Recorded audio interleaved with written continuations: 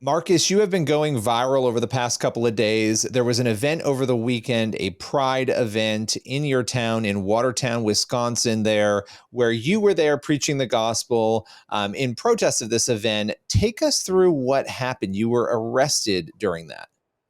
Yeah, so we came there, as you said, we're there to preach the gospel, have a public witness against the drag queen story hour that was going on, which actually more and more recently, over the last year and a half or so, 2 years, these drag queen story hours are less story hours and more drag queen dance hours.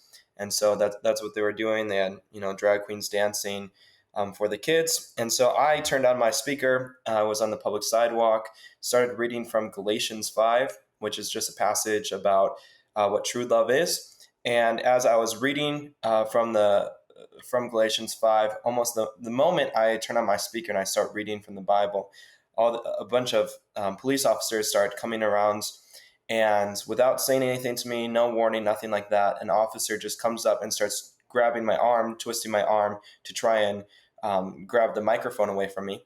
And then a few moments later, an officer behind me grabs my other arm and they handcuff me and they take me away.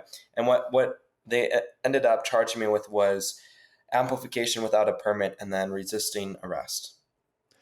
So before we get into those claims against you, was this your first interaction with the cops that day? Had they warned you before? Had you interacted with them before they came over to you?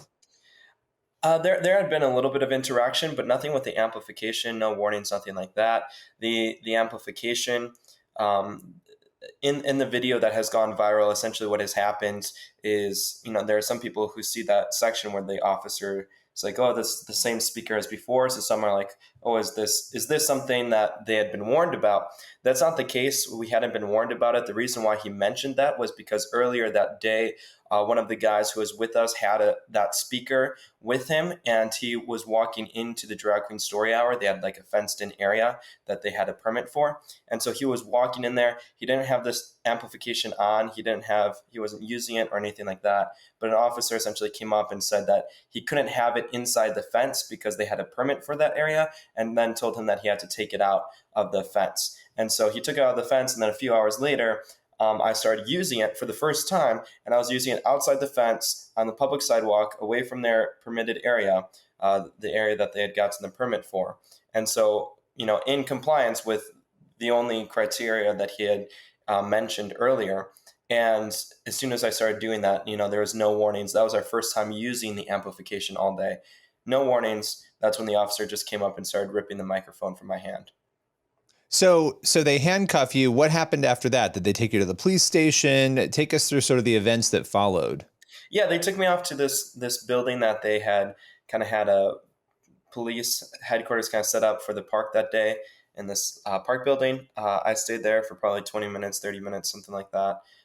Was talking with a few of the officers back and forth, was just trying to get information, why I was being arrested, what laws I broke, things like that. And then they took me to the police station, got my information, put me on the record, things like that. And then they gave me 2 citations, the 2 that I mentioned, the amplification and the resisting arrest. And then they let me free. But what they said was that they had a restriction that they put on that was that for the next 2 weeks, I'm not allowed to be on or be by any Watertown public parks. And if I am, I'm going to be automatically arrested again and charged with state charges.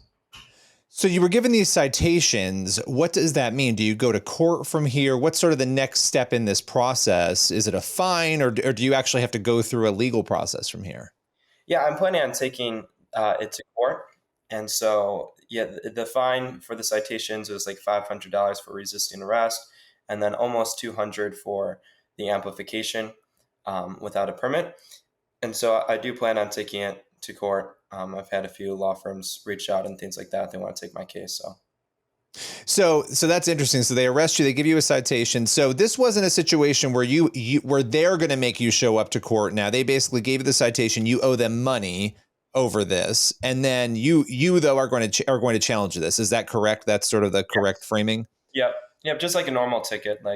If you wish, you can show up to court, but Yeah, that's what's so interesting to me. I think hearing the story, and I don't know what the local laws and ordinances are there, why were you not just fined? Why were you arrested too? I think that's the right, because, if somebody's speeding, they're not arrested, they're given a fine, right? So that is, as far as is that common practice in an event like this?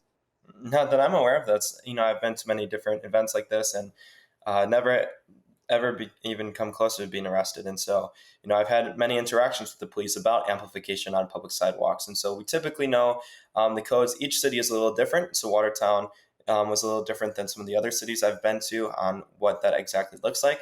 But typically what happens is an officer will come up to us and be like, hey, look, you have to turn the decibel level down. It'll typically be something like that. Or they'll say, you can't do this here. But, every once in a while, an officer will be like, but if you, walk over and cross the street there, you can do it over there. Sometimes it's just little things like that. But we'll have that discussion with them. This time, none of that happened.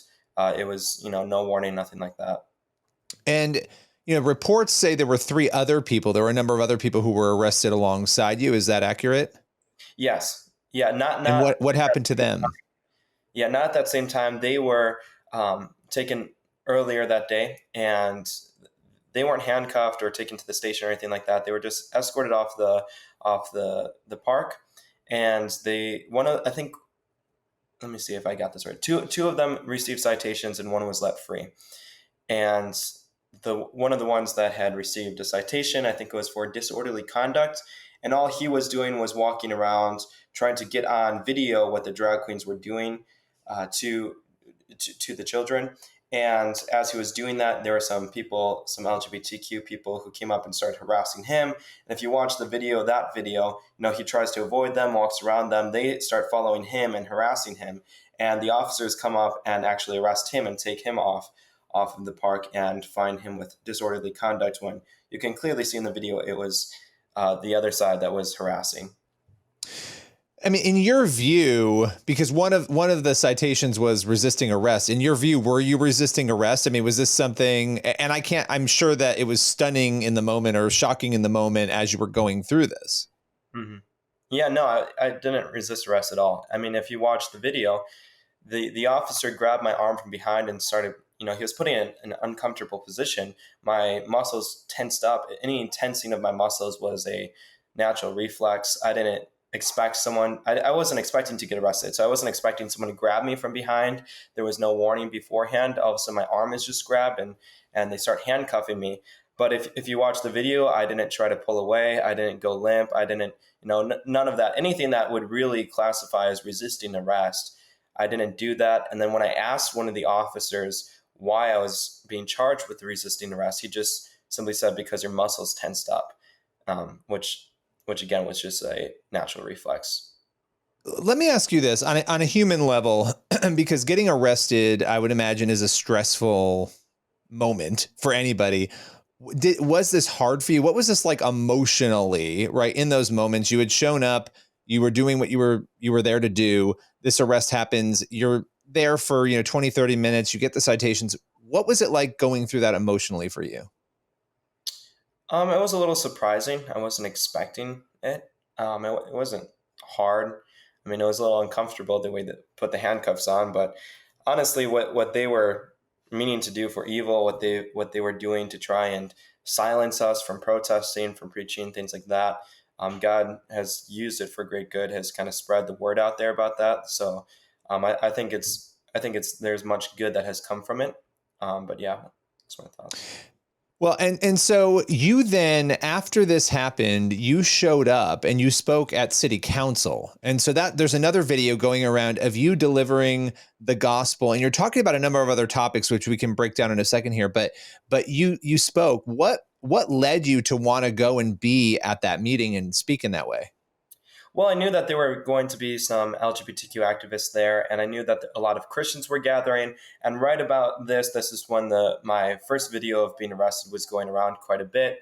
And so I thought it would be good to go there to just kind of, I was at the event. I was the main one arrested. I was the one handcuffed and taken to the station and things like that. And so I thought it would be good for me to be able to testify before the city council. Here's what actually happened at this event. Because I know that there's going to be, different sides trying to say different perspectives on what happened. just at the event. And so I thought it would be good there to just try and set the record straight and tell people why we were there and what happened.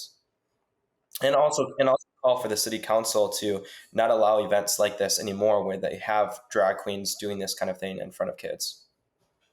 And, how is the community reacting there? Because you obviously went to that meeting. This video's gone viral. This is no longer a Wisconsin issue, right? It's a national issue because people are talking about it and they're seeing the videos and the clips and they're trying to make sense of it. Lots of debate and discussion. But how is the community there reacting to that attention and what happened to you? Yeah, I've received a lot of mixed.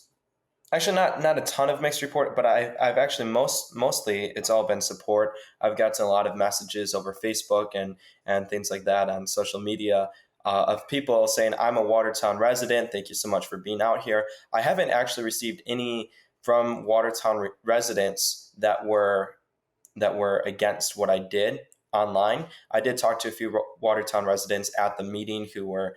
I actually talked to the organizer of the Drag Queen Story Hour. Him and I actually had a good conversation for like probably an hour and a half or so. And so, we were just discussing our differences, talking back and forth. We had a nice civil discussion. So after your arrest, that yeah, conversation happened. after my arrest, after the city council meeting. And so yeah, but online and things like that, all the Watertown residents who have contacted me have all been in support of me and my group. And then also at the city council, I'd say there would probably be about 40 to 50 Christians and I guess conservative people gathered there on my side of the issue, and then maybe 5 to 10 LGBTQ activists. So that's what it's looking. That's the thing I've seen personally into what the layout is there. So I assume, do you plan to pay these citations, or you mentioned challenging them. Do you plan to pay them in the meantime? No, I'm planning on challenging them in court. So what would you say? There may be people, just as a final question here, who are watching this and maybe they have similar views to you and they're afraid. They're afraid to go out and speak because they watched you get arrested. They see these arrests happen. We're watching a lot of these things happen in Europe right now that are even more sort of extreme in terms of legal ramifications for speaking up for the gospel or for showing up to pray silently. I'm sure you've seen some of these stories. What would you say, though, to people who are afraid and yet they're Christians and, I would imagine in your view, you want to encourage them to speak out? Right. Yeah, I would say blessed are those who are persecuted for, so they persecuted the prophets who came before us.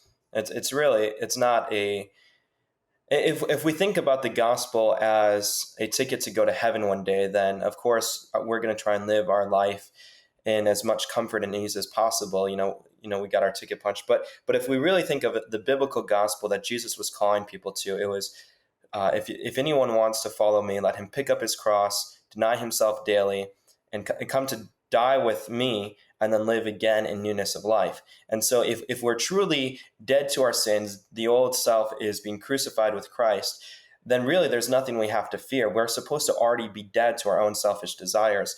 And so if we're going to be afraid at being arrested for events like this, then,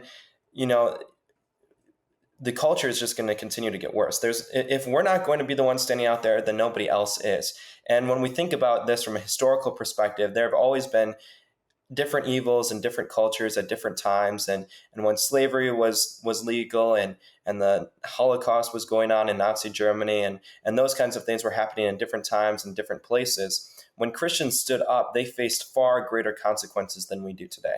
They faced death in Nazi Germany. Some of them faced death even here in America with fighting slavery.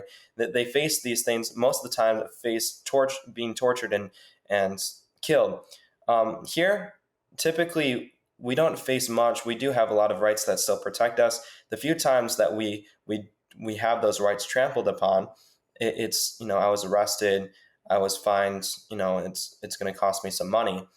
But what is that compared to what Christians have done before us? And so if we're going to be scared when this is all they're doing, this is the extent, then we're just going to completely fail when the persecution heightens. And so my call is for people to be brave. We have to obey God rather than men, and we ought to fear God, and who can throw both body and soul into hell, and not man who can just only destroy the body. Well, Marcus, I appreciate you joining us today and sharing your story. Yeah, well, thank you for having me.